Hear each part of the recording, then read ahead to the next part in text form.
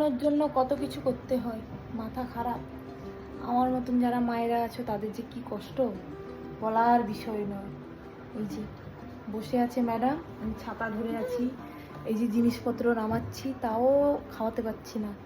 হরে Krishna, phone দেবো না বলে এইরকম এইসব করতে হচ্ছে। এখন ফোন দিলেও খাবে না। কোথায়, কোন দিকে রাখি আছে, ওদিকে রাখাও। বাবা রে, তোমাদেরও কি এরকম অবস্থা আমার মতন? এই যে দেখো, আমি সব বলে দিচ্ছি, তুমি কেমন খাও করে নাও, খেয়ে নাও শোনো মামাম, খেয়ে নাও। এই দেখো ছাতা ফুটিয়ে খাওয়াতে হচ্ছে, কি অবস্থা। বৃষ্টি হচ্ছে না, কিন্তু আমাকে ছাতা ফুটিয়ে রাখতে হয়েছে আমার কন্যার জন্যে।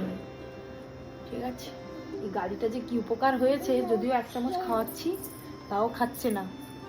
ঠিক আছে, পুরো বাপের মতন হয়েছে। চান করার সময় কান্না করবে, খাওয়ার সময় কান্না করবে, ক্রিম মাখার সময়ও কান্না করবে। আবার দেখছে ওর নামে কি বলছি, সেগুলোও আমাকে ঘুরে ঘুরে দেখছে। দেখো, ওই যে দেখো দেখো, তোমার ভিডিও ছেড়ে দেবো আমি।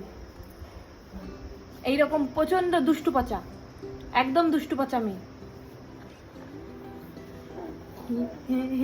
এই হাসি দিয়ে তো আমাকে ফাঁসাচ্ছে তুমি, বুঝলে? এই হাসিটা দিয়ে দিয়ে আমাকে ফাঁসিয়ে দিচ্ছ।